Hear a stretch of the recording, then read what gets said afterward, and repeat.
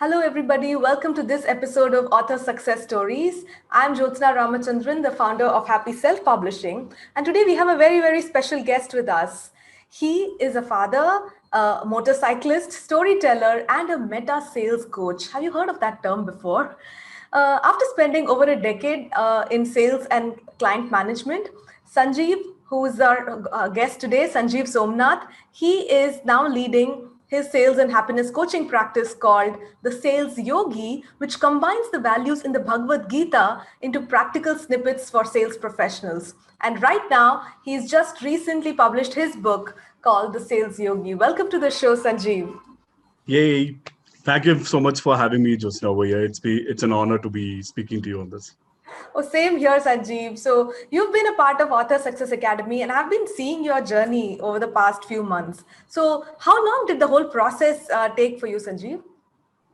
So I enrolled for the ASA Academy, I think in the month towards the end of March or April, early April in 2019, just when the lockdown happened. 2020, right? Yeah, 2020. Sorry, yes, 2020. Yeah, how can I forget this year? Yeah. Yeah. So I think but to be very frank, I initially it was just about understanding what it is all about, and I attended your masterclass, and I found there was so much to do when you're talking about actually writing a book. I had all these weird concepts in my head. I had the idea of 3 or 4 books in my mind forever by then, right? And I've been wanting to write a book for some time. And when I joined the masterclass, I found that there's a set pattern to it, and I started off on the month of April, but I got to actually writing it maybe in the month of August, towards the end of August, September, when the launchathon was Right. done, the second launchathon.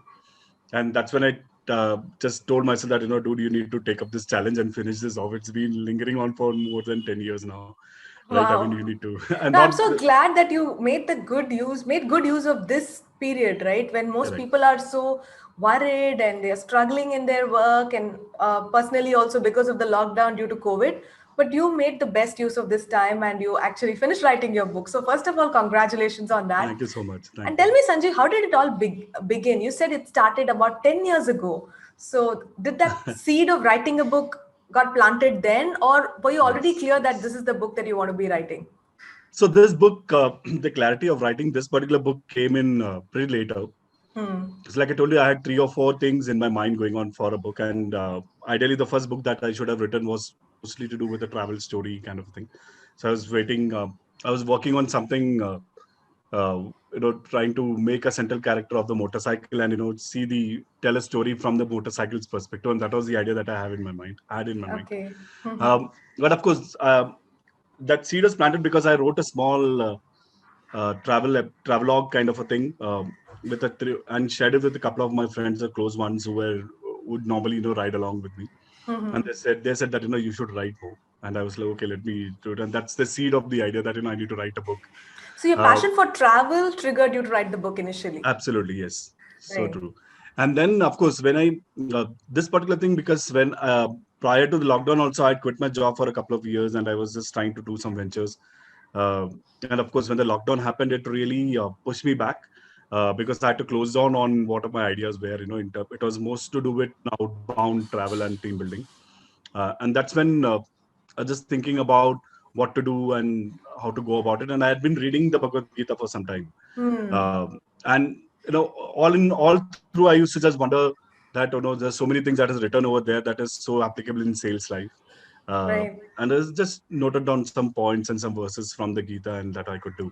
And the seed of the idea of this book was particularly planted when the book clarity document was kind of finished, Right. because it really spoke about, because it forced me not only to look at it from a perspective of your passion or something that you would want the people to know from a storytelling perspective, but Hmm. also the author funnel bit of it. How can you make it work for you as something that you're leaving, and also from a financial perspective, from a business perspective, from your coaching perspective, and all those things put Yeah. together. And that is when the I just thought, let me just quickly see if this could be made a book. And of course, the book that I have right now is actually the maybe the third or the fourth iteration to what the book is all about. So Right. finally, I got it. I was confident enough in the month of in the month of December to kind of launch it off by That's then. fantastic, Sanjeev. So here's a question I wanted to ask you about this unique angle that you have to a sales book. There are so many books Right. written about the subject of sales. It's like such an important part of any business, and not just business. I think even in personal life, we need to be very good with sales. So how did you Correct. come up with this? See, you also have read the Bhagwad Gita. Many people have read it, but not everyone got this idea of combining those principles and applying it for your business related work. So when did you think that this could Right. be like a good alliance?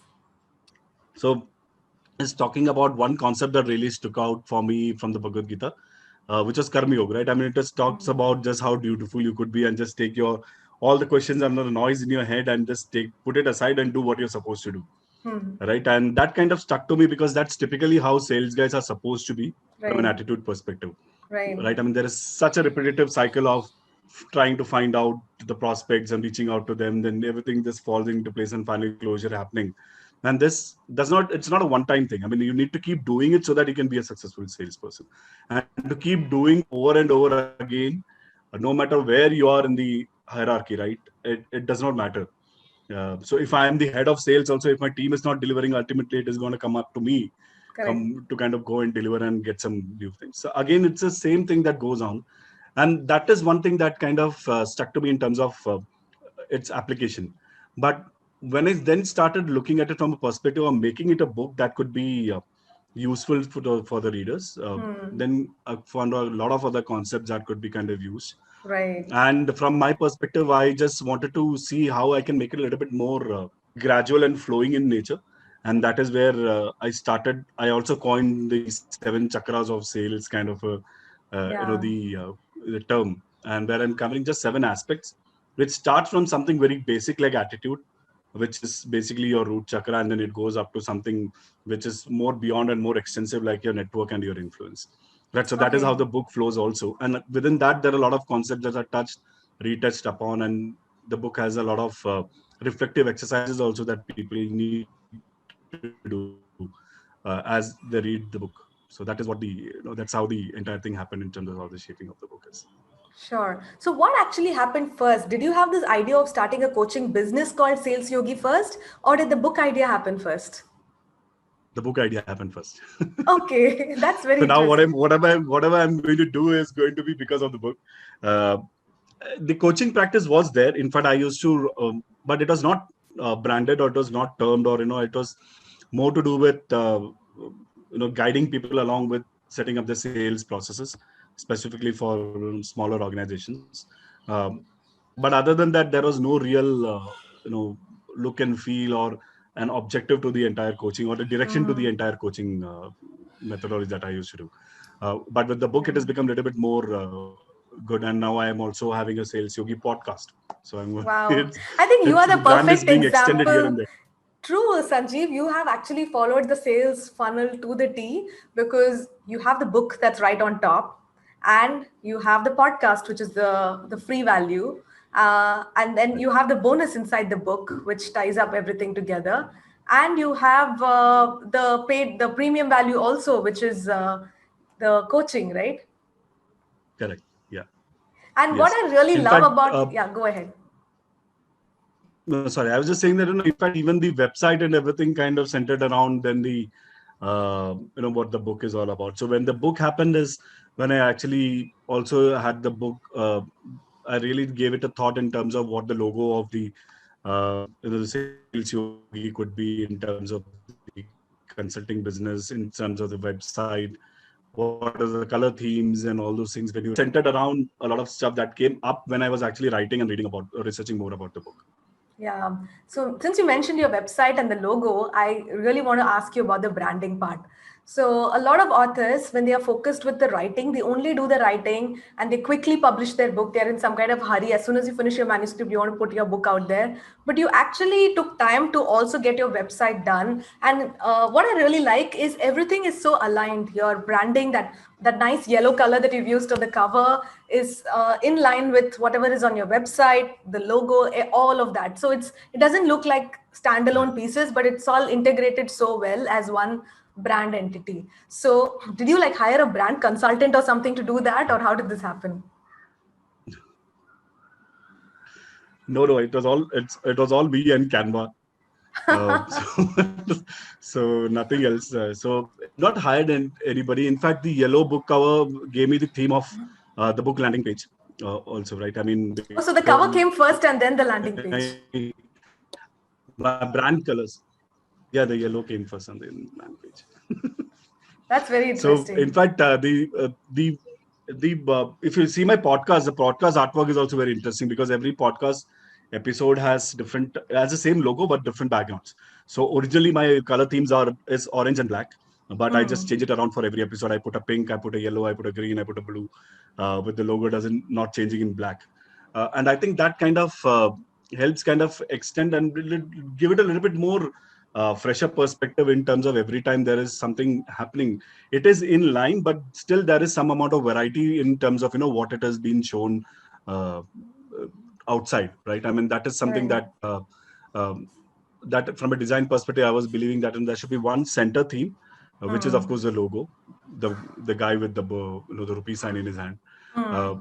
but that's the extension of it everywhere. In fact, even for the cover of the book, the part of this is it comes from the logo only. I mean, the half of the yogi, right? Yeah. Thing. So and it kind of works both the ways, because when I was actually looking and shaping up the book cover is when I could make the logo also a little bit more crisper. Yeah. So from a branding perspective, a lot of things came hand in hand as I progressed through the book cover design also. uh, Sure. and there is a lot of structure in terms of mind, clarity in terms of what colors I needed to use, even for the depicting the seven chakras over here. So the Hmm. ebook has the ebook has all these colors. It is not there in the print version, unfortunately. It's a black and white. But Yeah. the thing over here is, so if it is Manipura, it is actually in yellow in the ebook. Ah. So the ebook has all the color Ebook. combinations also, so that everything there is some, it kind of helps have a more seamless brand depiction across various channels, because we are communicating at so many levels. um, Yeah. and the idea was to kind of maintain that uniformity, but at the same time have some amount of difference also here and there, Yeah, variation. Yeah. So I think one variations. Yeah. message that all authors should take from you is not just stop with the book, but create this entire ecosystem around the book so that one thing supports the other. Maybe your podcast listeners will go buy your book. Maybe the people who read your book will go visit your website. Maybe the website visitor can become your coaching client. So there are so many opportunities around the book. So I'm really happy that you're making good use of it, Sanjeev.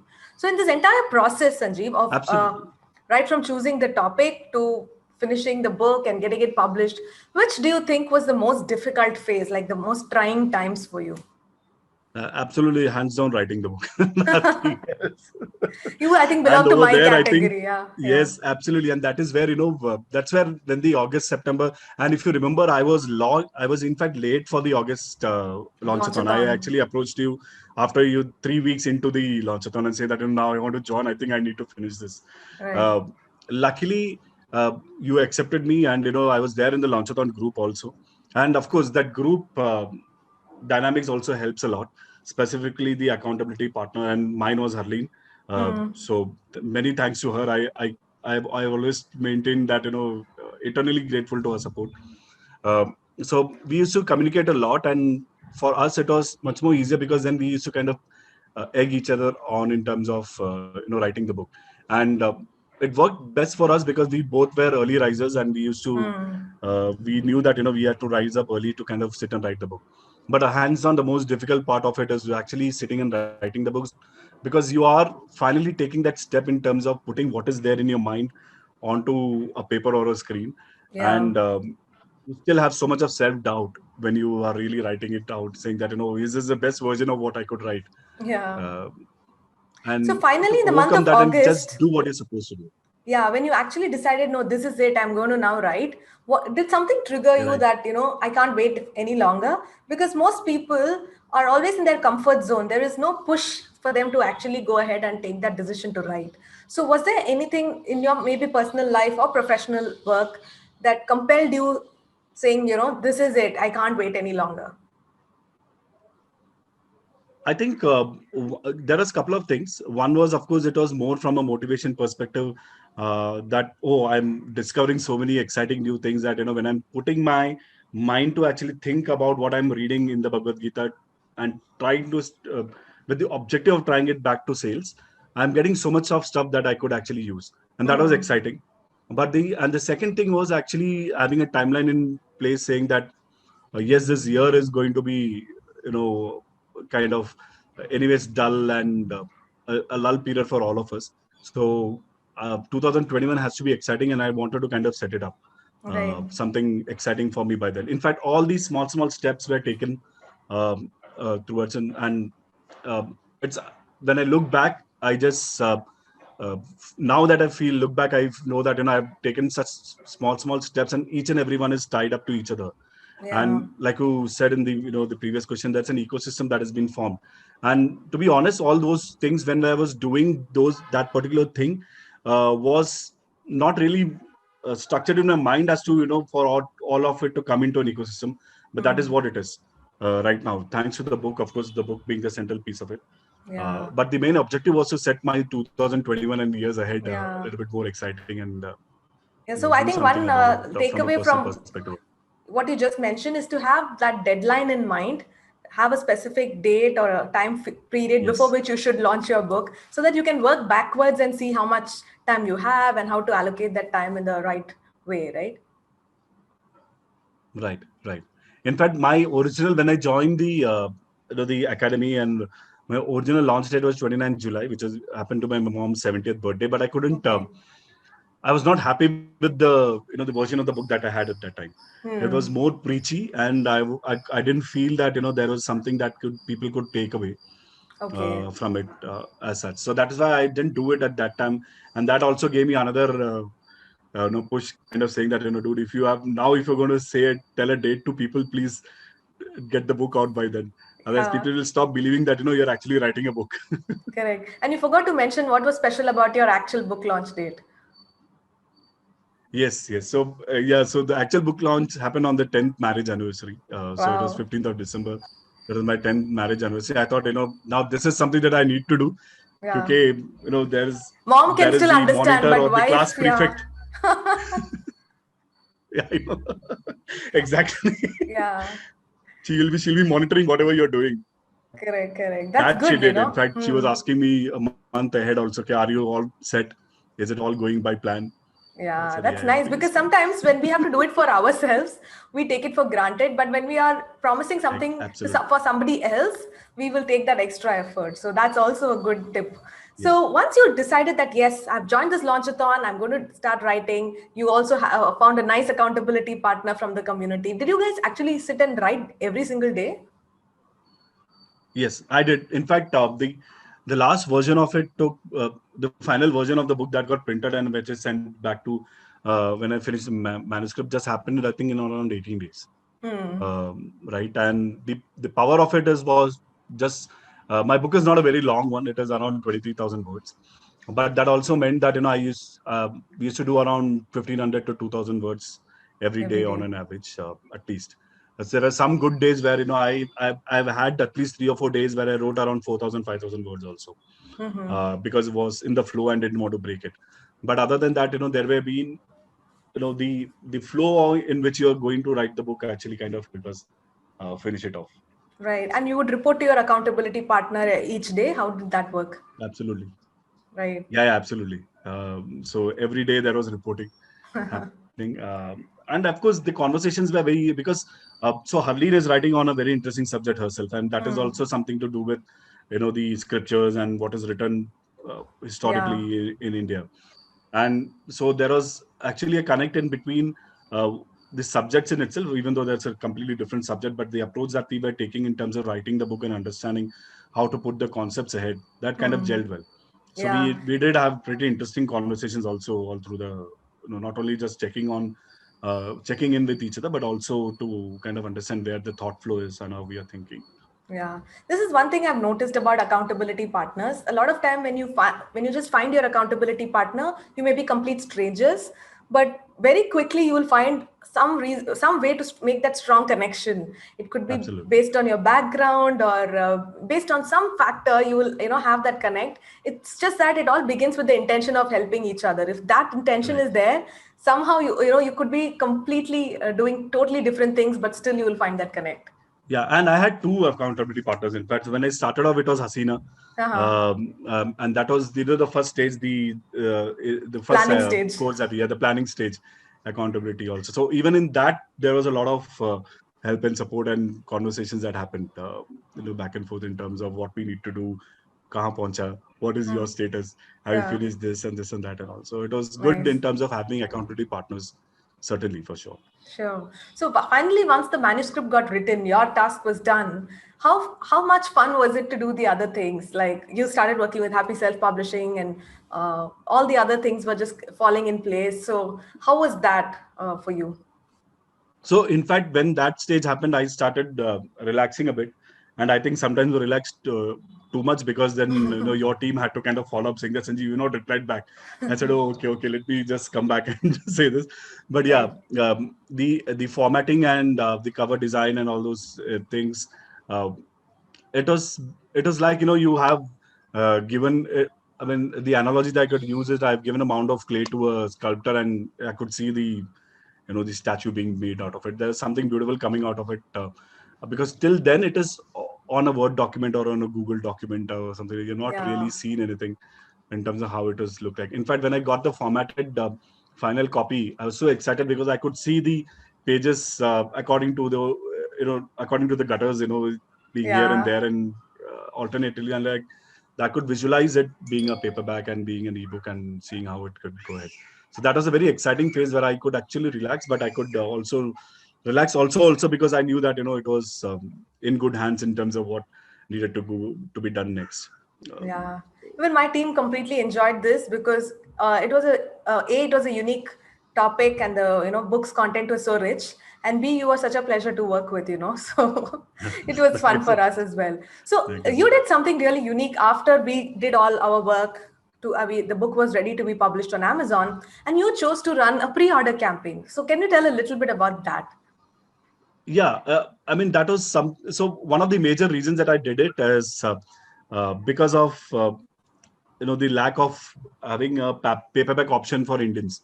Hmm. So I didn't like it from Amazon's perspective, to be very frank, saying that Yeah. why are you so prejudiced towards India? I mean, it could solve so much of the issues that we have in terms of getting the paperback out there Yeah. with Amazon and print on demand. So, but my objective mainly was to not to let go of any person who wants to actually get the paperback in their hands Hmm. around the same time. So that's one of the reasons that I did a paper pre-order, and also it could, from a perspective of planning ahead, it gave me an idea about if I have to really go ahead and print some copies, how many do I initially invest into? Right, I Hmm. didn't want to hoard and again then look at the unsold books and get disappointed. Right. Right, so I was just looking at it from a perspective of also trying to understand what is the feel and what is the sentiments of the market feel, if you really call it that way. Yeah. And that's where the pre-order thing happened, and it's only because of the pre-order thing that I actually went ahead and also did the book launching, the book page, also the landing page, Yeah. because the pre-order is not there on Amazon. So I had to figure out how do I create a website and take people to the payment gateway, Hmm. and and the only thing that I had in option was then a landing page. So that's what I Yeah, did. so you put InstaMojo, connected it to the Instamojo landing connection, page and all yes. of that. Yeah, So nice. it This was is, already running because of the coaching uh, business. The hmm, Instamojo thing was already there. I just needed to create a link and put it there. simple, right? Yeah, this is nice. When you make people not just say that, hey, I like this, I will support you, but you actually made them vote with their wallet by Yeah. actually seeing if they are paying, and then going ahead and printing those many books, right? That really makes a lot of sense. So, are you now going to have the paperback inside Amazon as well? Yes. So just initially now trying to do it through the Seller Central thing. I'm Hmm. still actually trying to figure out, how do I go about the paperback thing. I would so the so I had my vision board done for 2021, Hmm. and I have a huge vision for the book, and the vision needs is also having to have the book in stores and around 25,000 to 30,000 copies being sold. And I'm talking about online and mostly offline business also put together. So if I have Yeah. to do that, I'm just trying to figure out what is the best way to go ahead in terms of the print, right? Also from a distribution perspective mostly. Right. As I'm trying to figure that out, I really don't want to lose out on this team also, and that is where I'm just trying to set it up on Seller Central For and now. try and and do it from the Amazon. Like Amazon will come and pick it up and then courier it Right. types. So on that one, so I have got I think around 100 copies already printed and put with me, I think. And then as the demand goes up, hopefully, I will be able to print more and put in there. Sure. Your vision for 2021 sounds really exciting, Sanjeev. So, do you have any like final pieces of advice that you want to give to authors who are really experts at what they do, but they don't see their expertise because they don't have the distance between themselves and their work. They have been doing certain things for years, so they really, for them it's like so easy, right? They could just Right. wake up from the middle of the night and do that. But for somebody who is the receiver, who could be the client or the reader, it could be so valuable. And the author, for some reason, is not able to see the value. They want to write a book, but they're not just taking that next step to do it. So for such people, what would be your one piece of advice? I think one of the major things that you need to avoid is paralysis by analysis. I mean, don't overthink. There's a lot of stuff that people do. People need help. I mean, it's important for you to start talking so that you will get the person who needs that attention. Who needs your guidance. If the idea is only in your head, nobody's going to listen to you. Right. Nobody's going to get to know that you're in fact uh, also be able to speak about this, or you're a leader or a thought leader or an expert in this thing. When you're given your years of work or anything that you feel, I mean, from a passion perspective, or you might be writing something very, very clear, close to what you do professionally also. It might be your experience, it might be your passion, but that's something that is heartfelt and you've gone through it yourself. So you should go ahead and just go ahead and tell your story and what you have to say to the other person. In fact, just an example, when you were saying, I just was thinking about these two or three people, with no disrespect to anyone. People are being coached for waking up early also nowadays, right? There's a WhatsApp class going on with a lot of coaches who talk about I know. getting onto. They sell courses for 99 rupees, which is a 15-day thing to ensure that you're going to wake up every day at 5 a.m. Yeah, and that is also so important, right, for a lot It of is. It people. is Yeah. important. I mean, if that person was thinking in his head, saying that it is a stupid idea, I mean, Yeah. I'm very sure that he might be making some amount of money and is going to be a successful coach in a certain. I mean, this is one thing that he picked up to speak about, but then there are so many things that come out of it. It's the benefits of it is going to be immense, Right. and so if you have to really uh, go write a book, so like what your daughter also said, that just go write a book, otherwise it's just going to be pain in your hands. Don't think too much. Yeah. Sometimes these kids come up with such nice one-liners. I think we should start putting them as quotes on Instagram. Absolutely. That is the most no nonsense thing that I could ever hear on writing a book. Right. Thank you so much, Sanjeev. I think that no, not having that analysis, no, paralysis by Paralysis by analysis, yeah, that is so true. Because I think all of us want to be perfect, and that's one reason why we think that whatever we have already, knowledge, yeah, expertise, is not good enough. So I'm just glad that you said that. Just go ahead and write it. And anyway, you can all. The good thing about self-publishing is you can always go back and improve, add extra absolutely. chapter, come up with the second edition. So that can always happen later. So nothing is carved on stone. So it's Yeah, I nice think that, people think that because the book is kind of your legacy yeah, and something that you're leaving behind, it has to be perfect. But yeah, the perfection has additions to it, so yeah. you Till you're can alive, you can keep on you improving can your keep, legacy. every year I can put up an edition of Sales Yogi. I mean, Yeah. who is going to care? I mean, it's also to do with uh, that. And one of my favorite quotes about perfection is that perfection is a dead end, so you have to choose for yourself. Are you going to go aim for a dead end, or you really want to keep progressing in your life, right? True. So there's Very no true. perfection. In fact, I've interacted with a lot of authors within the community also and outside, where people have written the book and they're not giving it for editing because they feel it's not good enough also. Yeah. So What if the even editor gives bad feedback? It's like, scared to go to a doctor saying that what if I get diagnosed with some bad disease? yeah, So it's like that. Yeah. exactly. I mean, you've done your stuff. Now just give it up. I Just mean, give it out. it has Yeah. to be shaped up. I mean, there are people who are good enough to put it into shape and present it. So you leave it up to the experts after that. Right.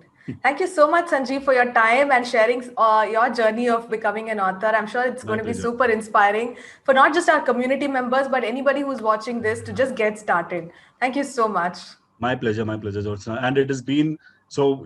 I chanced upon your Facebook ad when it was, in my personal belief, at the right time, because it was a hard time for me to pivot and leave everything that I've done for the last 2 years. And the book writing actually gave me a thought away from it, and kind of helped me shape up a lot of other things and put in place, like I Right. told you, for hopefully a better 2021 and years ahead. So Yeah. thank you so much for forever. I'm eternally grateful to you and Thank you, the ASA Sanjeev. community. Yeah. Yeah. All the very best. Thank you very much. Thanks.